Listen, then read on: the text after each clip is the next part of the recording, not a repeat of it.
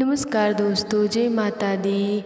आज मैं आपको वैशाख मास के शुक्ल पक्ष की मोहिनी एकादशी व्रत में सुनी जाने वाली गर्भ गीता की कथा सुनाने जा रही हूँ। तो प्रेम से बोलिए विष्णु भगवान जी की जय, श्री कृष्ण भगवान जी की जय। अर्जुन जी पूछे, हे कृष्ण भगवान, यह प्राणी जो गर्भवास में आता है वह किस दोष के कारण आता है?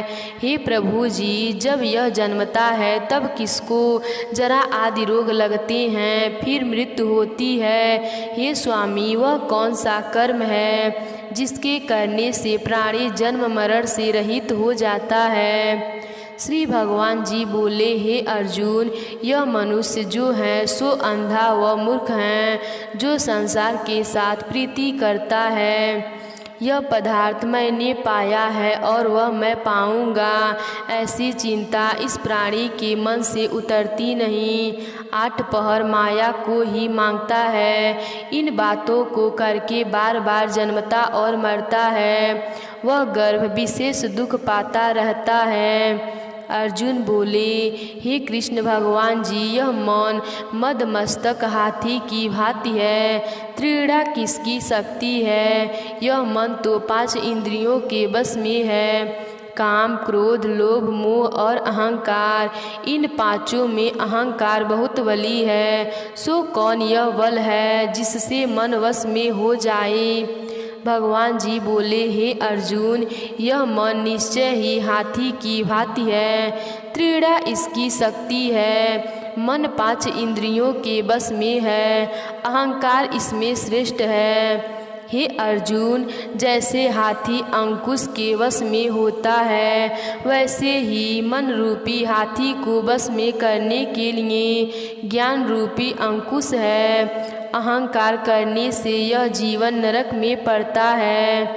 अर्जुन बोले, हे भगवान, जो एक तुम्हारे नाम के लिए वन खंडों में फिरते हैं, एक वैरागी हुए हैं, एक धर्म करते हैं, इनको कैसे जाने? जो वैष्णव है वे कौन है? भगवान जी बोले, हे अर्जुन, एक वो हैं जो मेरे ही नाम के लिए वनों में फिरते हैं, वे सन्यासी कहलाते हैं। एक वे हैं जो सिर पर जटा बांधे हैं और अंग पर भस्म लगाते हैं, उनमें मैं नहीं हूँ, क्योंकि उनमें अहंकार है, इनको मेरा दर्शन दुर्लभ है। अर्जुन बोले, हे भगवान, वह कौन सा पाप है जिससे स्त्री की मृत्यु हो जाती है?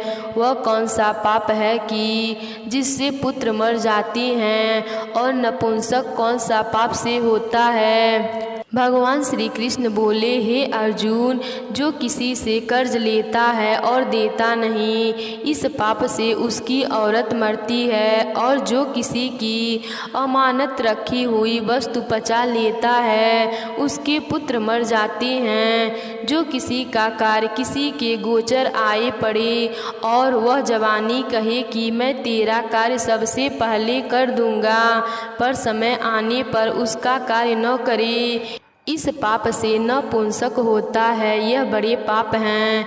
अर्जुन बोले, हे भगवान, कौन पाप से मनुष्य सदैव रोगी रहता है? किस पाप से गधे का जन्म पाता है, स्त्री का जन्म तथा कटु का जन्म क्यों कर पाता है, और बिल्ली का जन्म किस पाप से होता है? भगवान जी बोले, हे अर्जुन, जो भी मनुष्य कन्या दान करते हैं और इस दान में मूल्य लेते हैं, वे दोषी हैं। वे मनुष्य सदा रोगी रहते हैं। जो विषय विकार के वास्ते मदिरा पान करते हैं, वे टट्टू का जन्म पाते हैं। और जो झूठी गवाही भरते हैं, वे औरत का जन्म पाते हैं। जो औरतें रसोई बना के पहले आप भोजन कर लेती हैं और पीछे परमेश्वर को अर्धदान करती हैं, वे तो बिल्ली का जन्म पाती हैं। और जो मनुष्य अपनी झूठी वस्तु दान करते हैं वे औरत का जन्म पाते हैं, वह गुलाम औरतें होती हैं। अर्जुन बोले, हे भगवान, कई मनुष्यों को आपने सुवर्ण दिया है, सो उन्होंने कौन सा पुण्य किया है? और कई मनुष्यों को तो आपने हाथी घोड़ा रथ दिए हैं, उन्होंने कौन सा पुण्य किया है? भगवान बोले, हे अर्जुन, जिन्होंने स्वर्ण दान किया है उनको घोड़े वाहन मिलते हैं। जो परमेश्वर के निमित्त कन्या दान करते हैं सो पुरुष का जन्म पाते हैं। अर्जुन बोले, हे भगवान, जिस पुरुषों के अंदर विचित्र देह है उन्होंने कौन सा पुण्य कार्य किए हैं? किसी किसी के घर संपत्ति है, कोई विद्वान है, उन्होंने कौन सा पुण्य का कार्य किया है? भगवान बोले, हे अर्जुन, उन्होंने अन्न दान किया है, उनका सुंदर स्वरूप है। जिन्होंने विद्या दान किया है वे विद्वान होते हैं। जिन्होंने संतों की सेवा की है वे पुत्रवान होते हैं। अर्जुन बोले, हे भगवान, किसी को धन से प्रीति है, कोई स्त्री से प्रीति करती है, इसका क्या कारण है? आप समझा कर कहिए। भगवान बोले, हे अर्जुन, जिन्होंने गुप्त दान किए हैं उनका धन अचानक मिलता है। जिनके परमेश्वर का कार्य और पराया कार्य संवारा है वे मनुष्य रोग से रहित होते हैं। अर्जुन बोले, हे भगवान, कौन से पाप से अमली होते हैं और कौन पाप से गूंगे होते हैं और कौन पाप से कुष्ठी होते हैं? भगवान बोले, हे अर्जुन, जो आदमी नीच कुल की स्त्री से गमन करते हैं वह अमली होते हैं। जो गुरु से विद्या पढ़कर मुकर जाते हैं सो गूंगे होते हैं। जिन्होंने गौधात किया है वे कुष्ठी होते हैं। अर्जुन बोले, हे भगवान, जिस किसी पुरुष की देश में रक्त का विकार होता है वह किस पाप से होता है? और दरिद्र होते हैं, किसी को खंड आयु होती है और कोई अंधे होते हैं तो कोई पंगु होते हैं, सो कौन से पाप से रहित होते हैं?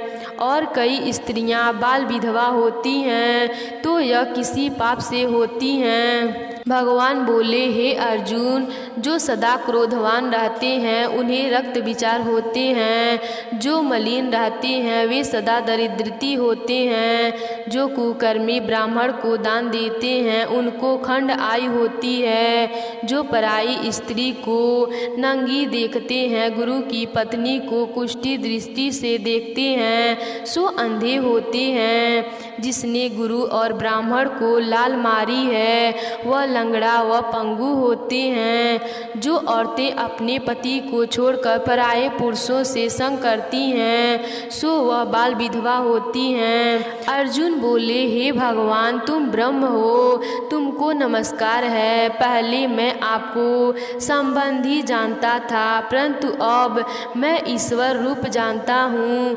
हे परम ब्रह्मा, गुरु दीक्षा कैसे होती है सो कृपा कर मुझको कहिए। भगवान बोले, हे अर्जुन, तुम धन्य हो, तुम्हारे माता पिता भी धन्य हैं जिसके तुम जैसा पुत्र है।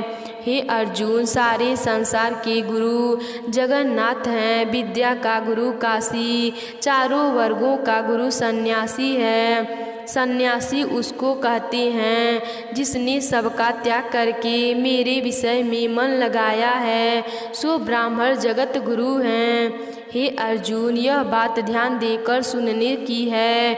गुरु कैसा करे? जिसने सब इंद्रियां जीती हो, जिसको सब संसार ईश्वर में नजर आता हो और सब जगत से उदास हो, ऐसा गुरु करे जो परमेश्वर को जानने वाला हो और उस गुरु की पूजा सब तरह से करें। हे अर्जुन, जो गुरु का भक्त होते हैं और जो प्राणी गुरु के सम्मुख होकर भजन करते हैं उनका भजन करना सफल है।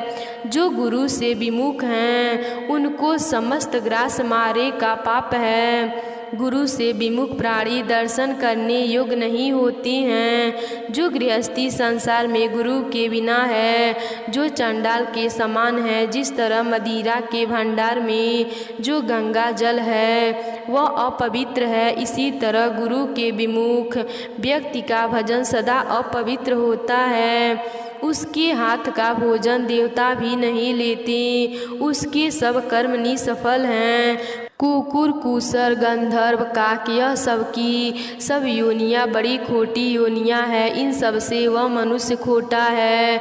जो गुरु नहीं करता, गुरु बिना गति नहीं होती, वह अवश्य नरक को जाएगा। गुरु दीक्षा बिना प्राणी के सब कर्म निसफल होते हैं। हे अर्जुन, जैसे चारों वर्णों को मेरी भक्ति करना योग्य है, वैसे गुरु धारण के गुरु की भक्ति करना योग्य है। जैसे गंगा नदियाँ में उत्तम है, सब व्रतों में एकादशी का व्रत श्रेष्ठ है, वैसे ही अर्जुन शुभ कर्मों में गुरु सेवा उत्तम है। गुरु दीक्षा बिना प्राणी पशु योनि पाता है। जो धर्म भी करता है सो पशु योनि में फल भोगता है। वह 84 योनियों में भ्रमण करता रहता है। अर्जुन बोले, हे कृष्ण भगवान जी, गुरु दीक्षा क्या होती है? भगवान जी बोले, हे अर्जुन, धन जन्म है उसका जिसने यह प्रश्न किया है, तू धन्य है। गुरु दीक्षा के 2 अक्षर हैं, हरि ओम। इन अक्षरों को गुरु कहता है। यह चारों वर्णों को अपनाना श्रेष्ठ है। हे अर्जुन, जो गुरु की सेवा करता है उस पर मेरी प्रसन्नता है। वह 84 योनियों से छूट जाएगा। जन्म मरण से रहित को नरक नहीं भोगता। जो प्राणी गुरु की सेवा नहीं करता वह 3.5 करोड़ वर्ष तक नरक भोगता है। जो गुरु की सेवा करता है उसको कई अश्वमेध यज्ञ के पुण्य का फल मिलता है। गुरु की सेवा मेरी सेवा है। हे अर्जुन, हमारे तुम्हारे संवाद को जो प्राणी पढ़ेंगे और सुनेंगे वह गर्भ के दुख से बचेंगे, उनकी 84 योनियाँ कट जाएंगी। इसी कारण इस पाठ का नाम गर्भ गीता ज्ञान है। श्री कृष्ण भगवान जी के मुख से अर्जुन ने श्रवण किया, गुरु दीक्षा लेना उत्तम कर्म है। उसका फल यह है कि नरक की 84 योनियों से जीवन बचा रहता है। भगवान बहुत प्रसन्न होते हैं। तो प्रेम से बोलिए श्री कृष्ण भगवान की जय।